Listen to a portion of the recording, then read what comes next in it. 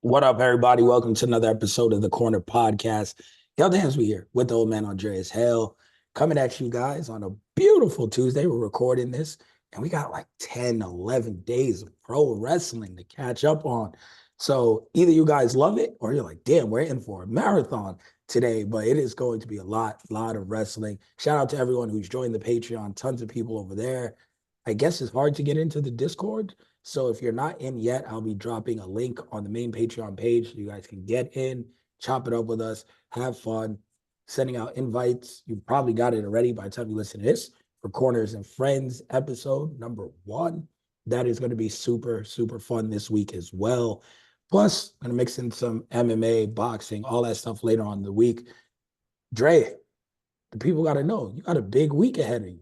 They got to know why I'm going to be talking boxing MMA by myself later this week. Congrats, my friend. Our Heroes Rock getting more accolades. Yeah, NAACP Image Awards are this weekend in LA, and me and the crew are gearing up to go. So we're gonna be in LA Thursday through Sunday for the awards. Um, yeah, and I think we find out if we win early since our award isn't televised. But we'll be at the awards with all the celebrities. It's kind of crazy, man. A cartoon that we came up with and made a Kickstarter for, got nominated for like the Black Grammys. So the Black Oscars, my bad. And yeah, it hasn't really sunk in yet until like the other day I saw Queen Latifah's hosting and Coleman Domingo and my friend Gail Bean, who's gonna be there. She's nominated for Best Supporting Actress in Snowfall. I started realizing like, oh, this shit's real. Like we got custom suits made for this. It's yeah, man. It's long ass journey. I guess I don't want to say it's coming to an end with this award show, but it's the culmination of it all. The culmination of it all. We didn't expect to be nominated for any kind of awards. Actually, I'm gonna lie. I didn't expect to. Ian and Johnny swore they were like, we're gonna get nominated for something. So I'm a liar. I didn't believe any of it. But to get to this point has been special. And yeah, we head to LA this week. So Kelly, you'll be on your own. Yeah, man, it's well worth it. If there's a reason for me to be on my own, it is well worth it. It's well deserved for all of you guys. Like long time coming. And I disagree with you though. It's just the beginning because Yeah, that's what they say. project. It's a project that's really well done. That's super well received and very needed. So it's something, and I remember from the beginning, and I love what it's turned into. I love that it's been nominated as a short and everything else. But I, in my head and in my heart, still hope the original vision comes to fruition, where this is the first one of many. And this is a series, and this is something where kids learn about all of the heroes that we can't let be forgotten in a very unique way that you guys presented. So I think this is just the beginning of something bigger and greater to come. We hope so. We hope so. We talk about it every day. It's our dream. So we've got meetings and everybody will be kept abreast of what's going on. I mean, obviously, if we won this award, it'd be crazy. But even getting nominated is just such a huge deal. So we the one thing I will say is we accomplished what we set out to do. We made a difference. We had schools showing our cartoon. Um, it's not like doing gangbuster numbers. It's not like a million people are watching, but I think we made an impact where we needed to make an impact. And people are aware. And this is what we wanted to accomplish 3 years ago when we came up with this idea. So it's crazy. That's It's still that's a not real. that's a matter of platform. Like it is what it is. A million people don't got to see it today if a million people see it tomorrow. And it's Yeah. one of those things like we all know it's dope. Everyone who's watched it knows it's dope. And it's cool that a million people haven't seen it. Because when it's time for everyone to see it, we'll be like, oh, y'all just now watching that? Nah, this been dope. Yeah. You've been doing this for years. You've gone to Sundance for years, come back, and I'll be like, damn, this movie trailer looks crazy. You'd be like, yeah, I watched that shit like a year and a half ago. And I was like, Yeah. what? I was like, it's a brand new movie. Like, no, that was at Sundance. They just bought it. I was like, okay. And I'm one of those now, at least I'm behind the curtain. I'm on the right side of things now, where I get to tell everyone, like, what? You don't know about this? Yeah, it's old news. It's been dope. So no, man, I'm excited. I'm excited. It's how these things work. Thank you, thank Johnny, thank E for really the unique part is you guys kept people in the loop the entire way. You know, a lot of these things, a lot of television and big things are in production 4 or 5 years, whatever it may be, from initial thought to script writing, screenwriting, getting the cast, everything put together, and people are none the wiser. They just see that shit when it comes out. It's cool because we've seen it from step one through where it is. So, nah, man, it's very unique. You guys are great, well deserved. Hopefully, you have a blast being on the embarrassing end of an award show and walking the red carpet and everything else. Usually you're asking people questions back in the day. You're jotting down notes to write an article. None of that this time. You have to stand up there and a million cameras going to snap you. Yeah, it's weird. It's very weird. Oh, I'm running right to Getty, right to my Getty account afterwards. I'm pulling all the photos, custom suit Dre. Yeah, that's crazy. So when you log on to Twitter and you just see yourself as my main image, you know why? Pulling it up immediately, just embarrassing the hell out of you.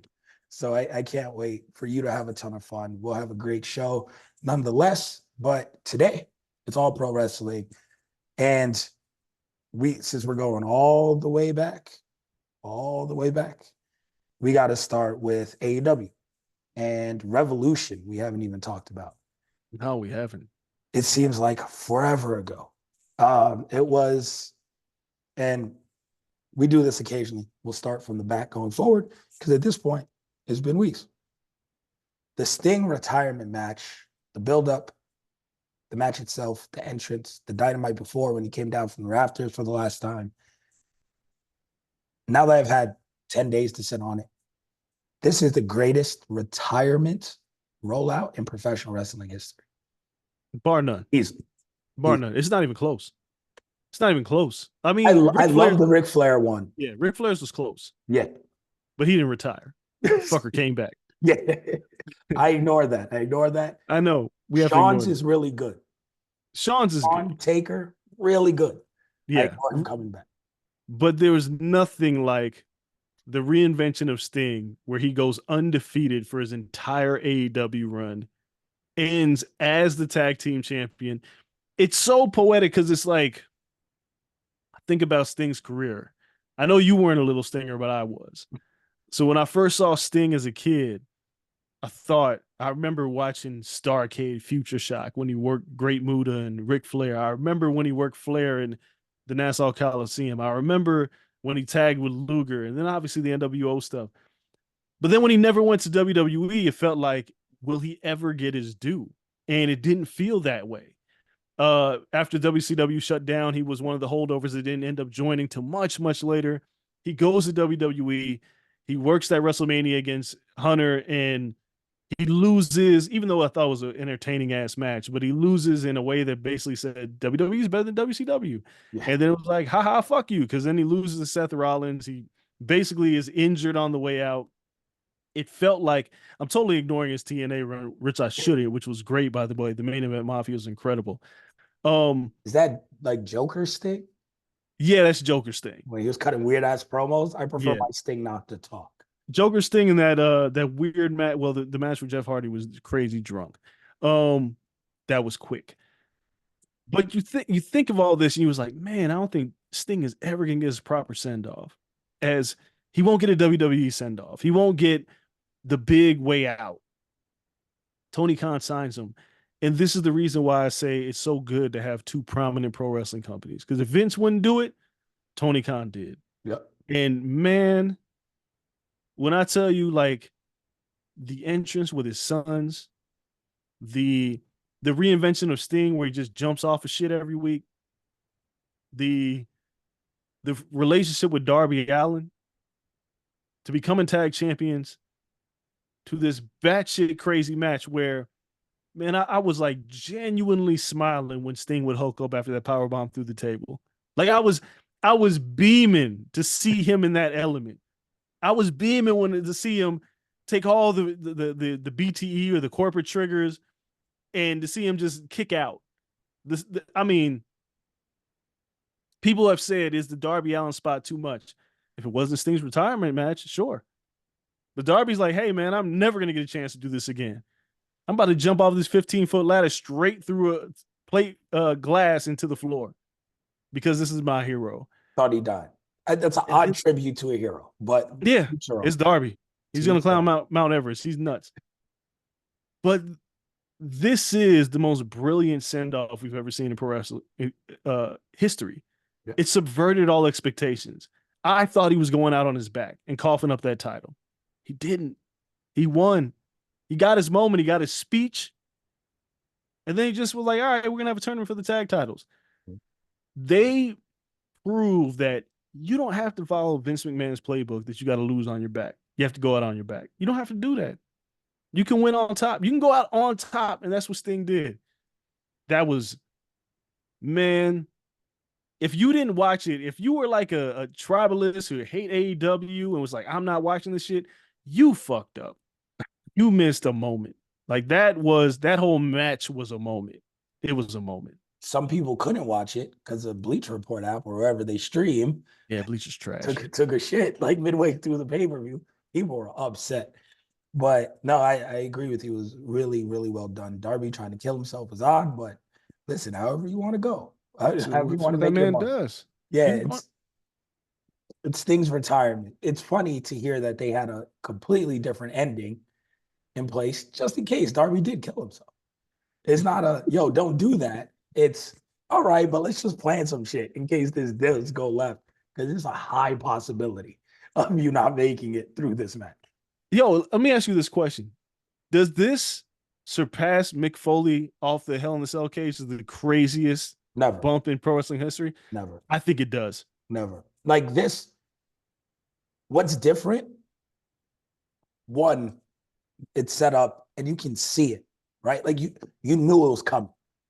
Darby climbs the thing, you're like, he's not going through him.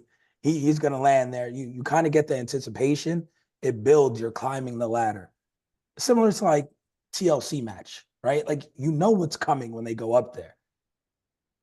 The Mick Foley spot, what makes it the craziest spot of all time, is that not one point during this match, when in the start, do you think this man is getting thrown off of a cage? It's just not feasible. Like that's what makes that spot so great, because people climb ladders and jump through shit. It was ill-advised. As soon as he started climbing, I was like, don't do it. Why? And then I was like, he's going to do it. And then he ends up doing it. And you're like, I hope he didn't kill himself. Mick Foley was, oh, they're just fighting on top of a cage. Right hand, left hand, left hand. Taker, what do you do? Oh, and he just dives. And as crazy as Darby's spot is, you're hitting the glass and then hitting the floor, right? Like the chairs are going to disperse unless you land like ass crack on the top of one of the chairs. We kind of know where you're going. Mick Foley's is crazy because the margin of error is tiny. Because not only is he going through a table, the barricade to the back is right there. So half his body could have been in the crowd. At any time, if Foley jumped too hard or Taker gave him too much of an adrenaline push, he's half on the announce table, half over the banister, and his legs are in someone's lap. So him twisting and turning, it's the craziest spot in pro wrestling history, to the point where we've seen people jump off ladder. I'm not sure if anyone's ever going to recreate that Foley spot. Darby would do it. Like if you allowed him to, he would do it. But it's not even worth it. It's probably the most perfect spot because I'm not sure it can ever be duplicated. Again, who was it? Private Party or no? Top Flight Kid tried a crazy spot over the top rope, broke his whole shit on the barricade. Like his whole knee. We're there. We're like, oh my God, this is ugly. Like the barricade alone and judging the distance is so difficult to land on the table and not clip the back end of it. Yeah, I don't think we ever see that spot again. It was an amazing spot. No, so nothing's the Foley spot. I've been battling with this because I don't know the answer. For me, the Darby spot is more dangerous. The man didn't have anything, no shirt on, nothing to protect his fall. He's like 180 pounds soaking wet. He dove off an 18-foot ladder, which was like a 20-foot fall, through plate glass straight to the floor. Yeah. Right? It's like a dunk contest, right? The first time you saw like J.R. Ryder go through his legs, you were like, "Oh shit!" You never, and that's what the Mick Foley Hell in the Cell match was to me. It's like seeing somebody go through the ladder, and you go, and the element of surprise is what made that so big. Because I watched it live. I'll never forget watching it live, and I was like, "Is he fucking dead? Like, what's happening? Who does this?"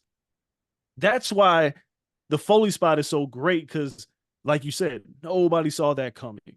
It happened, and you were like, "Are you kidding me?" And then it goes a step further, and he gets choke slammed through the top of the cage. The chair falls on his face. Like everything in that match is just really out of control for that, especially in that time period.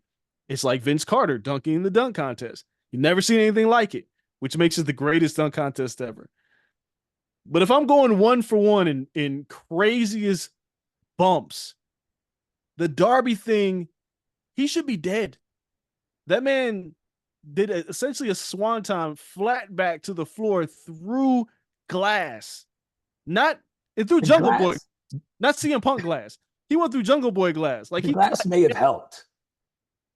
I don't know how much. That man bled. He could have bled out. I thought he was gonna die. Yeah. Because then he had to lay there and get patched up. The idea that man did that, I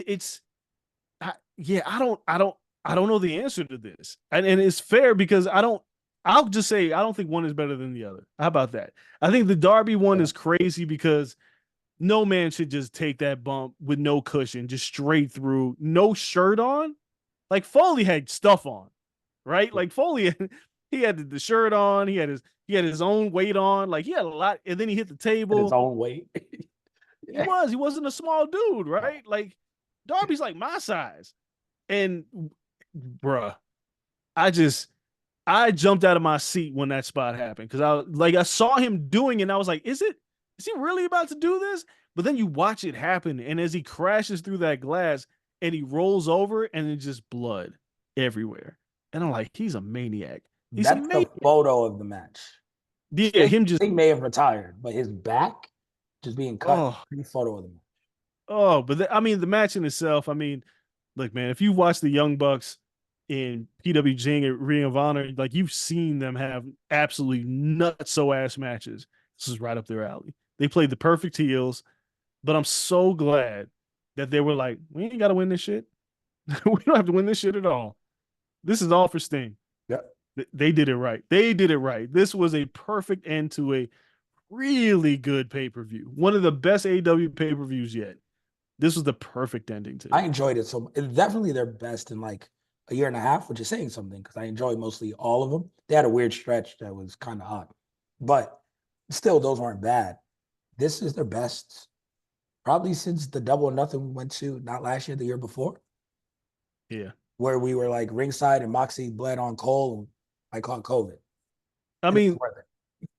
There's the pay-per-view with the debut of Bryan and Cole was really good. That was 2 years ago. Yeah. Dog collar match with CM Punk and MJF. They've had some really good pay-per-views, but man, this one didn't really miss. Like there was, to me, outside of the scramble match, which I was like, whatever. And I thought the Deonna Purrazzo Tony Storm match was a little underwhelming, considering the heat that they're supposed to have heading into this feud. What are they doing with Tony? Tony's. It's just for whatever reason that match didn't click. Whatever reason, third match in a row that hasn't clicked. Like remember when she tried to stick the foreign object? Yeah, you're right. It didn't really like come out. This one could have clicked. This wasn't as bad as that. This one could have clicked, but it just ended real short and abrupt. It was like, y'all didn't give them really enough. The time did not justify the build. No, they had a great build. They had a tremendous build. And it's like they needed like 5 more minutes. Like, let them really get into it. And it just never gave them the time. This is like 3 matches where I can't blame her. I don't know if I can blame Tony. Just shit goes weird. At the end. It just don't work. Rushed or the spot don't work. It's something off about all of Tony's matches. Could just be, bad luck. but I just want one to hit.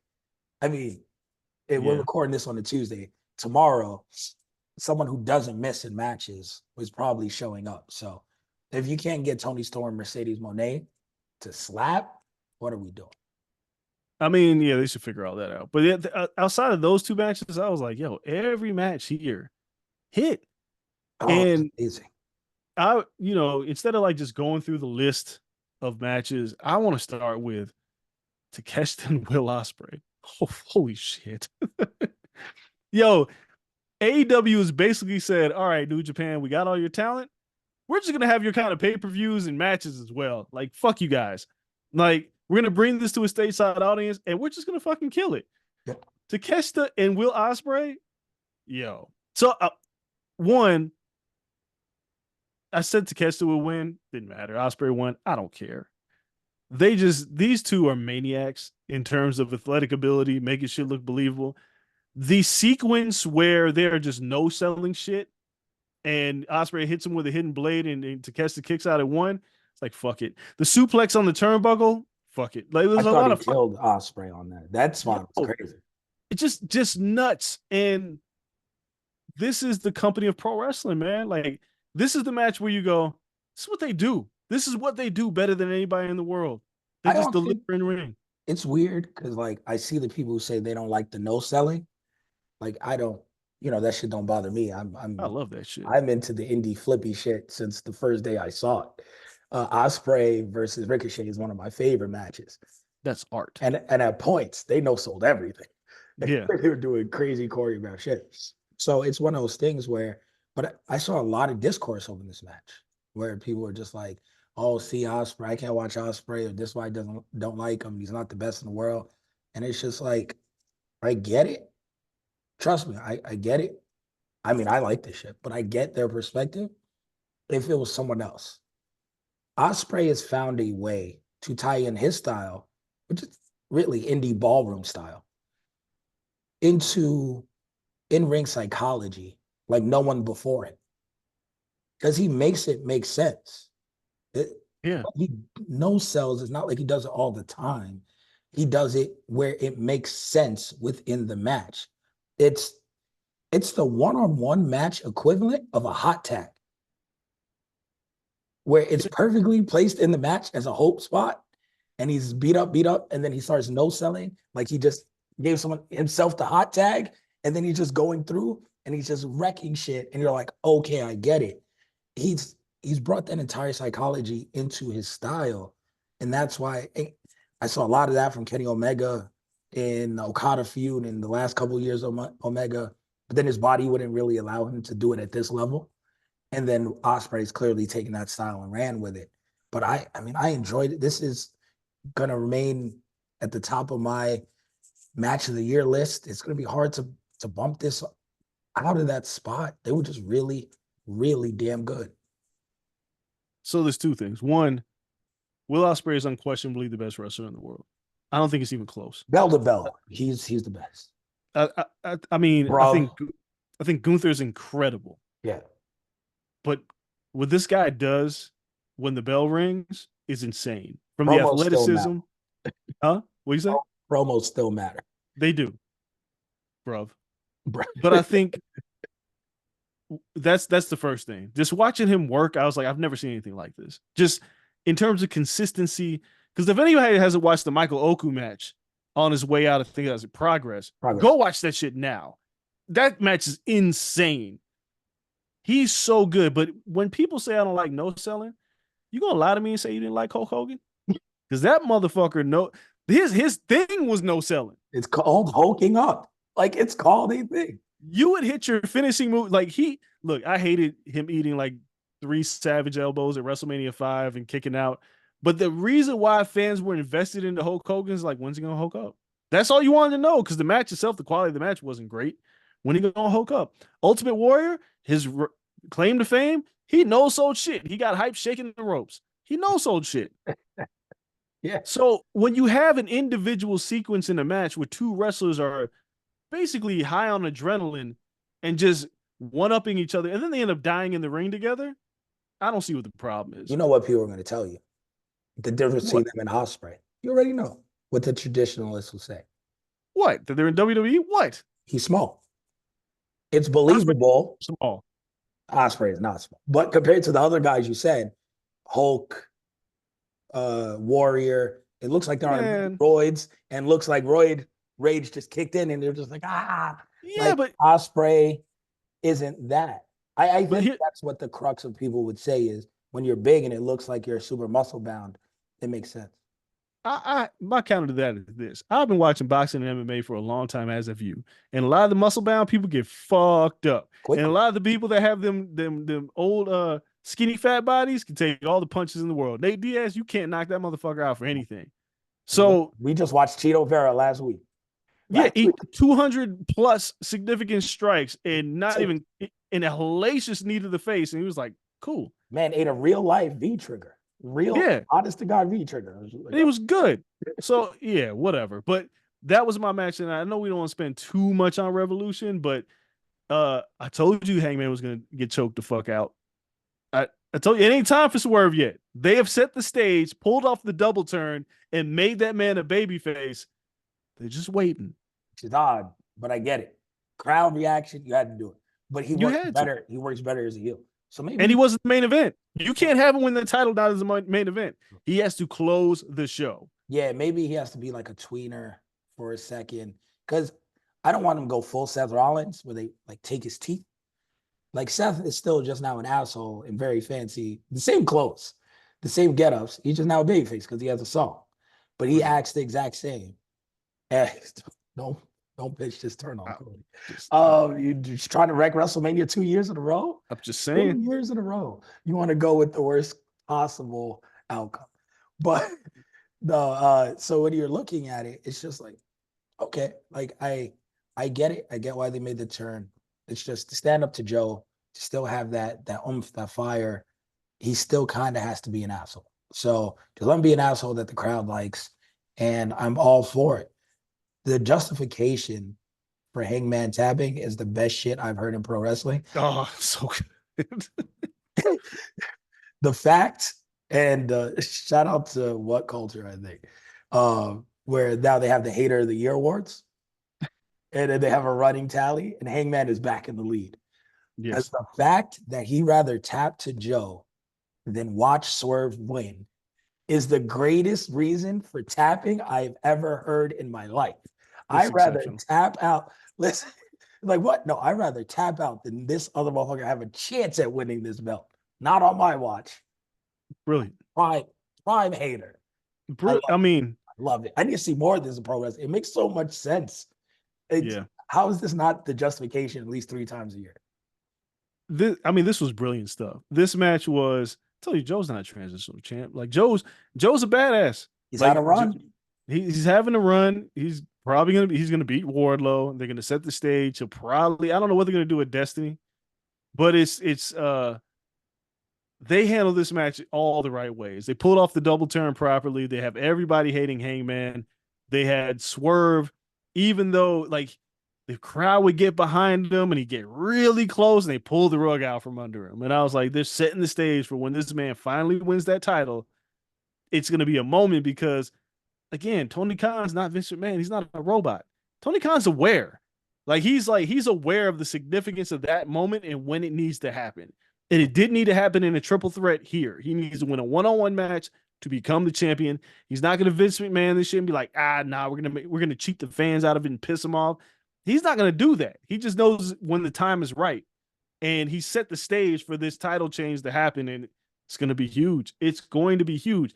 And in my mind, Swerve Strickland versus Will Ospreay headlining All In is going to be fucking incredible. If that's the match that you go with at Wembley for the AEW championship and Swerve retains, that's how you set that man to be the man. Because if Swerve becomes the first AEW black champion, which is crazy because be like, they haven't done it already. Company's only been here for 5 years. Relax. But when he does it, it ain't gonna be no transitional champion. He'll have that title for a minute. You know what's really pissing me off? Like honestly, that bothers me. The narrative has changed from really they haven't had that yet to why do you keep mentioning it? It's not a big deal. Yeah, it's stupid. Like, Like, you oh, gotta make he's it. just good. Like, who cares what race he is? If you look up and down the comments, because Swerve has openly mentioned it, like as a goal of his.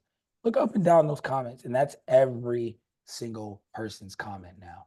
It's just like, oh, who cares? He's just super over. We love Swerve. Who cares what race he is? Why is Swerve mentioning this? Because it matters. Like, It fuck what the it fuck do you matters. mean? Why is he mentioning this? It matters. But it shows like there's still some people who don't get it. And that's another AEW audience type thing. Like that's just like their their fans aren't UFC fans. And it's funny that you won't be here for the MMA show this week, given the crazy optics given to Trump all UFC pay-per-view Yeah. And past week. Candace Owens. Yeah, who's behind them? And the chick who lets white people touch her hair. Chael Sonnen touch her hair. What is her name? Sage Steele. Fuck all of them. It's Yeah. like fuck them all. Yeah, so it's just one of those where it's it's like, yo, the audience isn't quite UFC audience. Like they're not bringing Trump and like mag it out. But there is a very specific type of AEW fan that's kind of like grown with it. I don't It's weird because on the indies, I feel like it was more diverse than even the fans in AEW. So when people say it's a bunch of indie fans, I'm like, you would think. But no, like it's not the same crowd I go to at GCW shows or when we were in North Las Vegas and God knows what fucking casino for it. Or when we travel on the road and we go to all these places and Effie's Big Gay Brunch and all. It's not the same type of crowd. It's kind of a bunch of message board nerds just in real life. Yeah, And I mean, that's pro wrestling though. Like I mean, I'm gonna bring this up now because while it's on my mind, the mentions of Bianca being on the cover of WWE 2K24 saying like Rhea deserves it, she doesn't. Oh, the longest reigning champion doesn't deserve it. A woman who's like carried that division on her back doesn't deserve it because what? She's not champion right this second. yeah, Like that's not how these are chosen, by the way. no, and come to find out, I mean, just from my interactions, I talked to a few people when I saw that because I didn't see it at first, and he had tweeted about black women being disrespected, and I started asking around, and I found out that black women, I don't want to put anybody on blast, but there are black women in pro wrestling who have been called the N words, monkeys in their mentions, and all kinds of shit, and I was like, it's 2024 and this shit's still happening, which means it's a lot more work to do because people don't find it acceptable to have a black champion or acknowledge your race or your culture.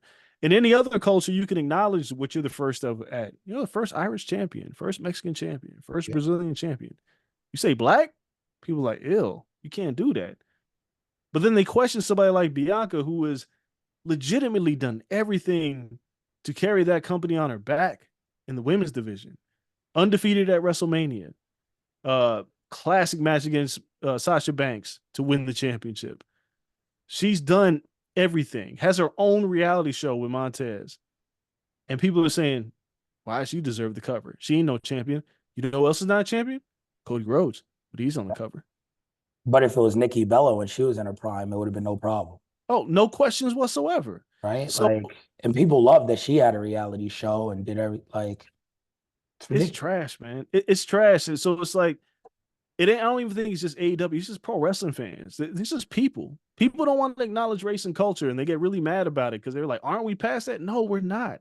Are you paying attention to what this election is about to be in America? No, we're not past it. Sorry, we're not past it. We're not past it, and we're not past it because just wait. There'll be another unarmed African American dead at the hands of police, and that will all rally behind soon enough. Yeah. Just wait. It Be just hasn't happened in a while. right back in a circular motion.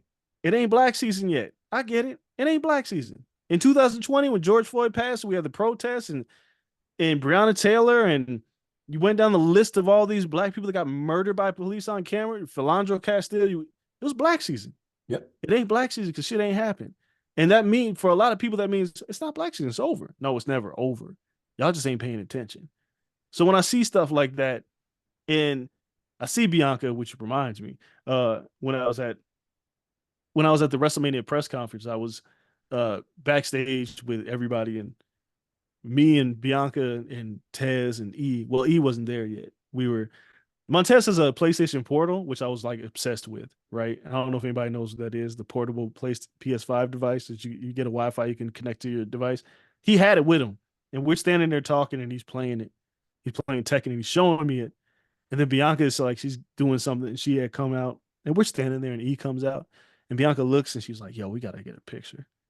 And I was like, "You're right." She was like, "Man, my people in the building," and I was like, "Oh shit, you're right." And we took this picture, and it was like such a moment for us because we were just like, this is crazy. Like, you know, Bianca and Tez, black couple on reality TV, and me and E made this fucking cartoon about black people. This shit wasn't fathomable 10 years ago. Mhm. So we had to take a moment. We took a moment. We were like, yo, snap this flick, snap this flick. Then I saw Jade a little bit later, and I was just like, yo, Jade, you missed a photo. But these moments means things to us. They mean a lot to us. And when people say dumb shit about like all this going back to why are you Swerve's just a really good wrestler, dog. Swerve's been a good wrestler. He's just now getting his due. Whereas there's plenty of non-black wrestlers who get their due way earlier than Swerve. And he's paid his dues and he's finally here and he's finally getting his opportunity. He's not supposed to acknowledge where he came from. He's supposed to ignore that now. That's crazy.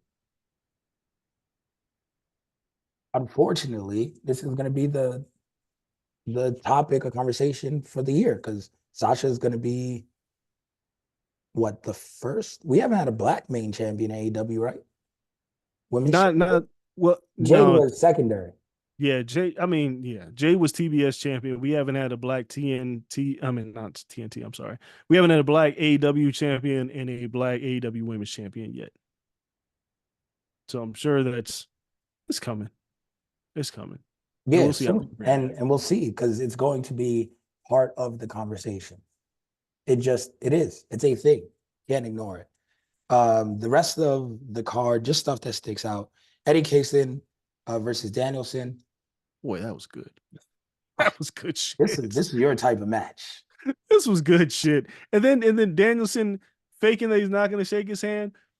Look, I said it on Twitter. I'm gonna say it again. I know we're talking about the Sting farewell tour, Mhm. but the Brian Danielson farewell tour has been phenomenal.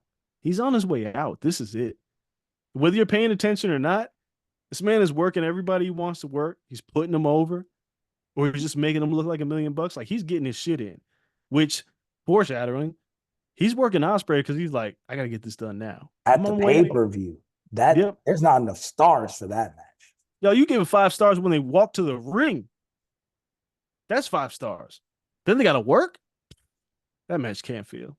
But that the Danielson run has been incredible. And yeah, Kingston's not the main champion. He's enjoying this run as this man with 3 belts on some Ultimate Dragon shit. But God, he's over. Then he had a hell of a match. That was really good stuff. It's one of those like they're gonna keep having banger after banger after banger of a match. Like the roster is so deep now. Like we can mention Okada shows up and the Boy, that was good. shock of him joining the elite is like, oh, okay. You know what? I didn't expect that. Good job by them. And then heel Okada is always one of my favorite Okadas. So it's like, Yeah. oh, we're back to heel Okada. Let's do it. I love the character, and that's one thing I said on the show a couple weeks ago. It's like, yo, I'm okay with it. Just bring him in and let him be the same old whatever Okada. Have a plan for him. Have a direction. Have a concept. Let him have a character that's new and a breath of fresh air. They did it on day one. So kudos to them.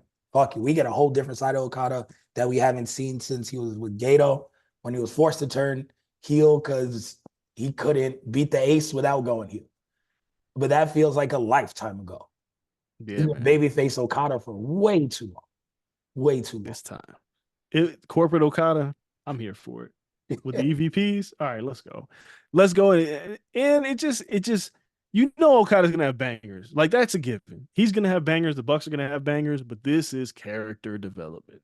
And this is the stuff. We need more foils.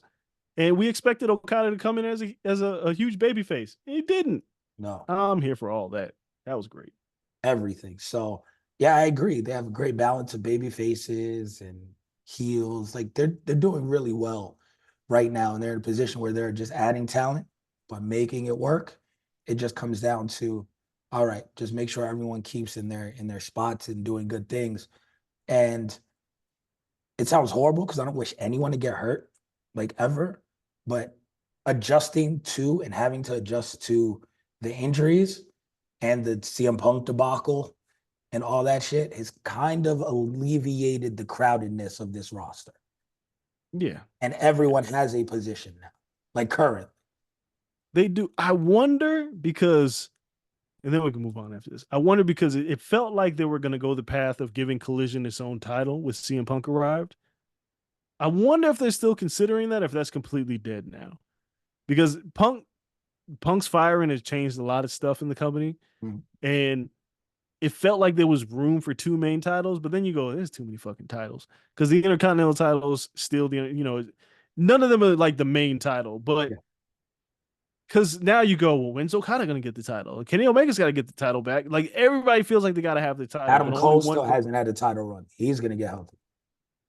But then you go, well, damn, isn't this what pro wrestling's about? Everybody can't have the title. You can't have the main title. And we About don't the need to make two chase. main titles. Like to appease people who say, well, you should be a champion too. No, you can have the Intercontinental title. Like we know it's not the main title. So I think they've done well by it. And it'd be fun to see, like, again, if Swerve is winning this title, or if Samoa Joe hangs on to it for a minute before Swerve takes it, he's got to turn back some of these fuckers, Yeah. right? He's got to turn back some of these guys that you say, hey, you should be champion. MJF is going to come back at some point. Yep. He's going to want his title back. And it makes it less predictable when there's one champion. When you have multiple champions, you're like, all right, well, he won't win here, but he'll eventually get this other title. You don't have that in AEW right now. There is one main title for the men. I There's don't one. mind two. Like two is not bad. If like I think WWE is booking two pretty well currently, and Seth has kind of built up that title, so it doesn't feel like an IC title. It doesn't necessarily feel like Roman's belts, but that's not any fault of his own. Roman's defending this shit for 3 years and beat everyone there is except for Seth. Yeah. So making Seth have the other title, like, okay, I kind of get that. He's the one guy Roman didn't beat. He's established the belt. Cool. Like if Drew wins that title, it feels like he's a main event guy. If Gunther was to win that title, he'll feel like a main event guy. Yeah. If Damian Priest cashes in on the title, it'll feel like the European title. Like I don't know. It's whatever you make it, but it's definitely really good under Seth Rollins. So it's one of those things where two belts wouldn't hurt AEW, but at this moment they don't really need it. It's then they have a million belts under it. If they didn't have a million belts under it, like Eddie Kingston just got a new belt, like there's a million titles under it. I don't need another one for that company. But you're right. Like it's gonna get crowded.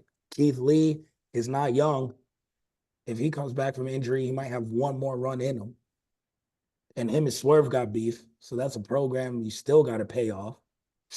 You have Adam Cole, MJF. I don't know what happened to Miro.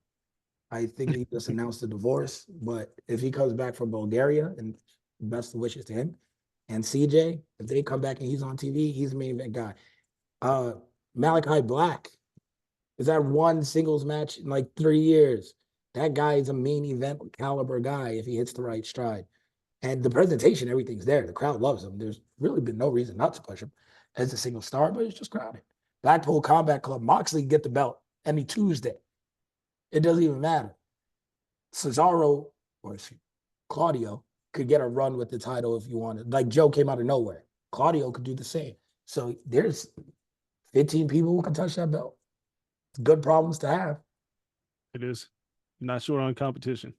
At all. And then we have real quick, I guess, before we get out of here to wrap up the show, we little less than half to go. WWE is building towards WrestleMania season. And I'd be remiss if I didn't mention Trick and Mello might be the best match in Philly that weekend. In terms It of will not be the best match in Philly, but the build has been great. Build, payoff, not between the ropes. There's some crazy shit going down. I think ROH has a joint. And GCW goes crazy. But Trick and Mello, in terms of making you care, by the end of it, might be the best match of the week. Yeah, That's a feud that's Gargano Ciampa level feuds. Yeah, between it's two black wrestlers too. On top of that, like I can't ignore the cultural aspect of it. And this is a Trick Williams who 2 years ago I wasn't necessarily sure about. Like he felt when Trick first arrived as Mellow sidekick, I was like, the promo's a little clunky, can't really work. I'm not sure. I'm not sure. That PC's done wonders for that man. Where we're all excited to see Trick and Look Mello's that play, trick. and Mello's plays his role exceptionally well. They are NXT is a good product right now. Like it's a good watchable product. Again, it was unwatchable 2 years ago. I could not watch. It was so bad. Now it's good. I have one problem with their build for this. What is it, standard liver? I don't even know the name of the paper. What? They don't. There's no title on the line There is a title on the line. for them. Oh no, not for them. Just Yeah, in that's what I'm talking about. Yeah, Tony D'Angelo. yeah, no. I feel like this is Gargano Ciampa, where it's like, I think it was Andrade was the champion going into that, and they were like, "Bro, you're not going on last, so we'll give you a title defense, but Ain't no way. we know what the blood feud main event is, and I Yeah, think that's what it's going to be." And D'Angelo, people like him. I guess it's worked a little bit. It's worked better than I ever thought. I thought their tag team run was lackluster, but there were some funny moments. I don't see it going over. It's too much. It's too NXT 2.0 stuff. it is. I don't even understand why it's like why it's happening. Like I don't know. Every time I see him, I'm like, why is this a thing? I don't know. Where's Him the and psycho Stack, dude? Dijak and the psycho dude and that Helen and yeah, that Joe cage match? Casey, That was like that. incredible. Like you got so much, and you keep going back to this shit. But whatever. D'Angelo, they love them some Tony D'Angelo. So that's my only thing. Everything else seems to be building pretty well on the main roster. It's official. Night one main event.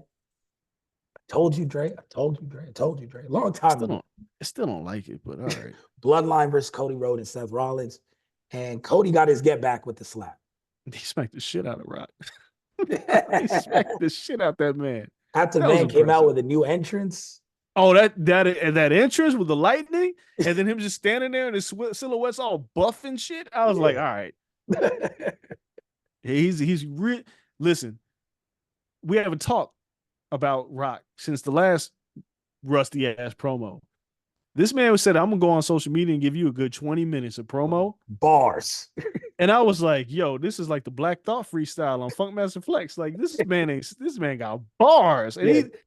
he was on fire. And then he shitted on Cody's dog in the next promo with the cowboy hat. I'm like, oh, come on, man. But I said it when I hosted Busted Open that day. I was like, look, the promo was rusty. I didn't particularly like it because I know what Rock is capable of. And then when he does shit like this, now it becomes it's really hard to dislike this guy because he's really good at what he does. Camera He's close up with the fuck your story. It's like yo, that in Christian again, Cage, like Christian Cage whispers is so good against Copeland, but this is like that level up there. I don't understand. Look, you don't have to be a PG product anymore. Just sell the fuck your story, Serge. Just sell it. Just sell merch. It's better than Just Cody Crybabies by a million, dog. by a million levels. My man said, fuck your story. And I was like, I was picturing a t-shirt. I was like, bruh, just fuck your story. You don't have to have a picture of the Rock. Just the one, words. 2, 3. That's Fuck it. your story. And that's gonna sell everything. Anyway, The story. the tag match, I'm still not a fan of it. I get why they're doing it. It's kind of it's appeasing TKO. It's like, look, you want to Rock in a match. We couldn't get rid of Cody. Just do a tag. I get why they're doing it. But yeah, the real question becomes, who's turning on who here? Is The Rock gonna turn on Roman and make sure this is not a bloodline match? Or is Cody gonna get turned on by Seth and then be like, Seth has been a wolf in sheep's clothing the entire time? Because for one, Seth challenged Cody and Cody was like, nah. Yeah. And Seth was like, what the fuck? Like, you don't want this title? No, I don't want that title. Seth has always wanted the main title. Seth has lost to the man 3 times.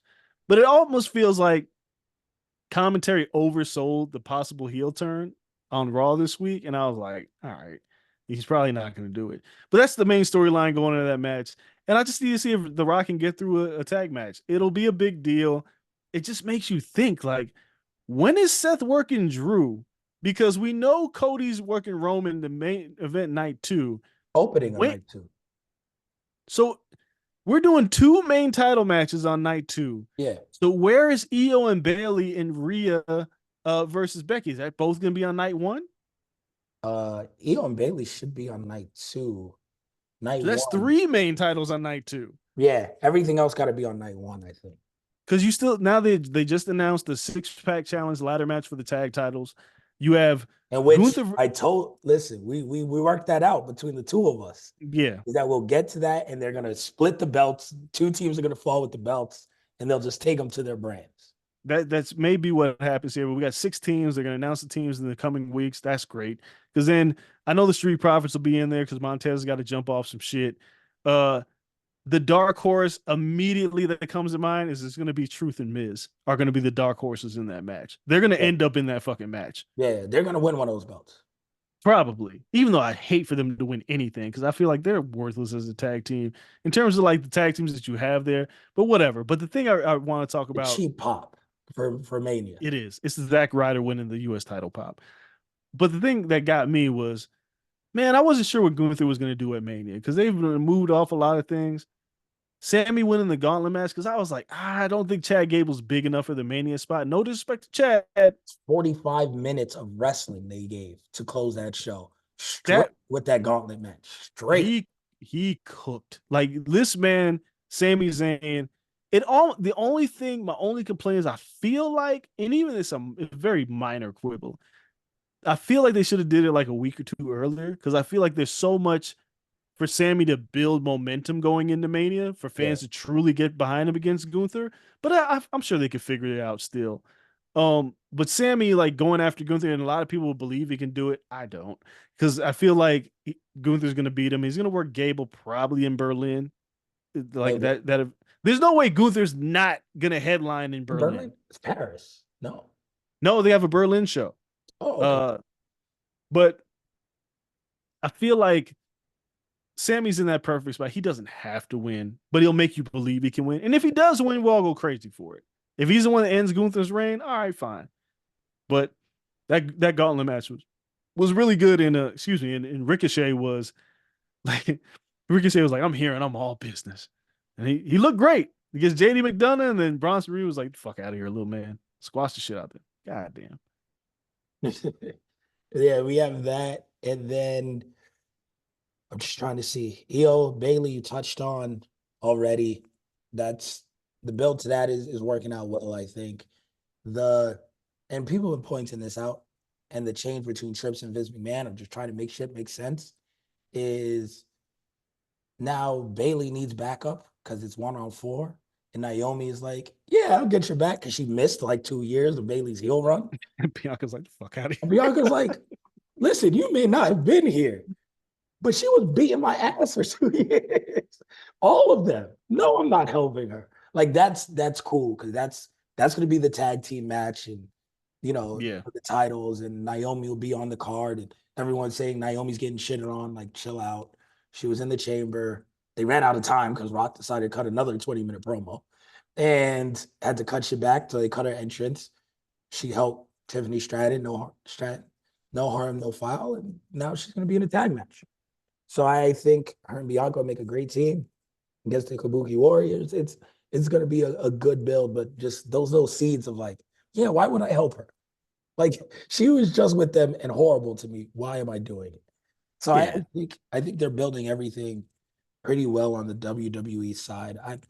Honestly, I don't know how many matches are left to really book out. Logan Paul's been great. How do they shoehorn Kevin Owens into that match? I don't I mean, know. it looks like they're just gonna do it, right? Like the way they're building it between Randy, Owens, and Logan, they're just gonna do a triple threat. Yeah, Somehow there's gonna be an accidental, I hit you with the brass knucks moment, and it's like, all right, you're in this match too. So whatever. They're gonna do it, and Logan Paul ain't losing that title. I think they're putting Kevin Owens in there to lose to Logan Paul because SummerSlam's in Ohio, where Logan Paul is from. It's gonna be real hard to not have him as a champion heading into SummerSlam. That's true, Like but he doesn't need a belt. He's proven he like doesn't. he can have a big match, regardless of who it's with at that time. You know, whether it's he feuding with, I, I mean, Punk's coming back. He got to do something till the Rumble. Dog, I don't know. I don't know, but that's one of the matches they haven't formally announced yet. We know we're gonna get AJ Styles and LA Knight. That's happening. Yeah, Um, that's surprising, and I don't mind that. Even though sooner or later LA Knight might have a belt or whatever.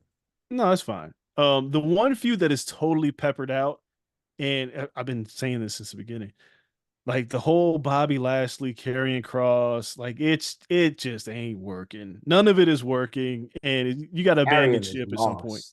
lost. Carrion's lost. The Street Profits with Bobby Lashley ain't working. It's just a lot of shit that ain't working in that, and I just don't care. I think it's just been booked poorly. They can fix it, but you got to get the Street Profits out of that situation. And Yep. probably Authors of Pain too. Well, you know what? Actually, I don't mind the Authors of Pain with carrying cross. It just I doesn't just work for either of these teams. yeah, the feud isn't working. Yeah. Like the meshing of talent ain't working. But that one ain't working for me. I'm going to assume we're gonna get Santos Escobar versus Rey Mysterio at Mania. That's gonna happen. I don't know where Dragon Lee is gonna fall into all this, or I don't know what Dominic Mysterio's doing at WrestleMania. Feels like he's got to do something. Andrade. They teased it on Monday. Working Andrade? Yeah. Andrade was backstage looking for Dominic specifically with the Judgment Day. So I think that's going to be the match. They had made it seem like they were friends though. So I don't know. Is anyone friends with Dirty Dog? No, but No. I think I other think than that'll be like their cool little match. I They mean, need it could some be pre-show stuff.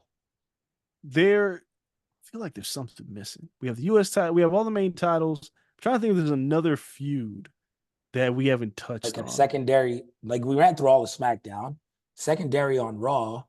There's no secondary on Raw. It's the two main titles. Nah, I think Oh, it's Jimmy and but Jay. oh yes, Yeah. Jimmy and Jay. That'll be at Woo. night one. That'll be a night one Yeah. match. Oh, it has to be. It has to be. Like you It's said, Rikishi in the middle. dog. We got to get Rikishi. Like we have to build that match to feel like if it's not the main event, like it's not going to be the main event of night one, but it's got to be like the premier match. Like you can put that in Gunther and Sami Zayn on That'd be that fun. card, and you're And like, all that right, and we that tag good. team ladder match. Yeah, and then you're like, all right, cool. And then Yeah. you could put it, and then they'll probably put one of the women's title matches on the card too, Rhea. which You gotta let Rhea just be separate from yeah, because yeah, Io and Bailey, you can kind of put that between the two title matches and be okay. Like Rhea needs her own night at this point.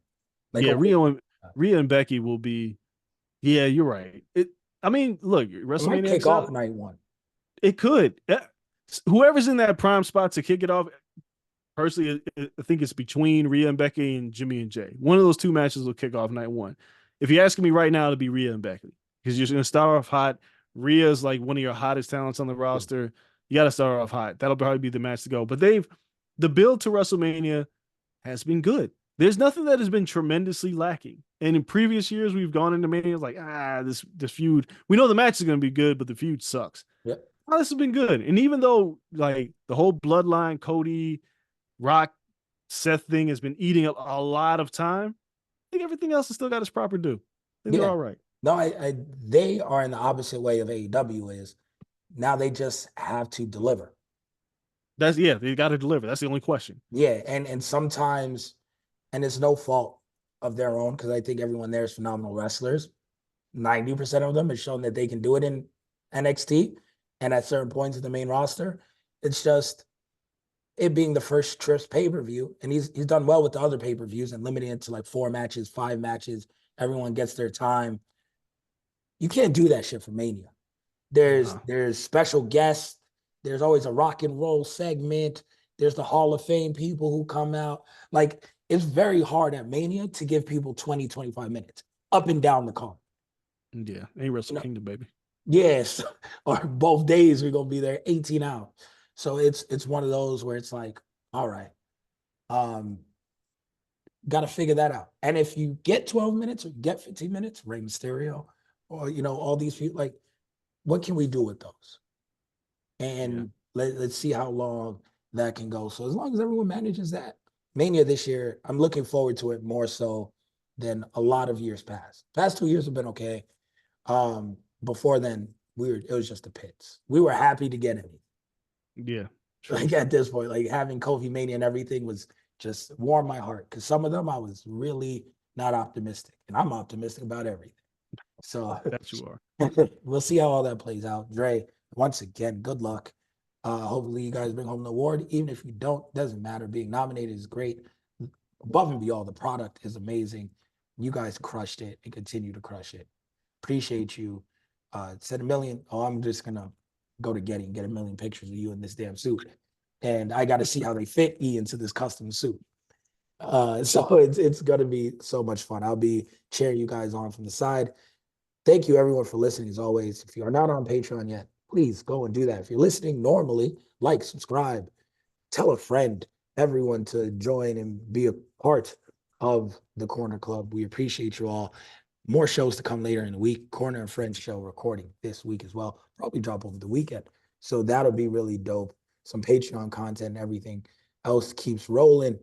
For myself, for the old man Andreas Hale, NAACP nominee Andreas Hale. We appreciate y'all. Until next time, we're out. Peace.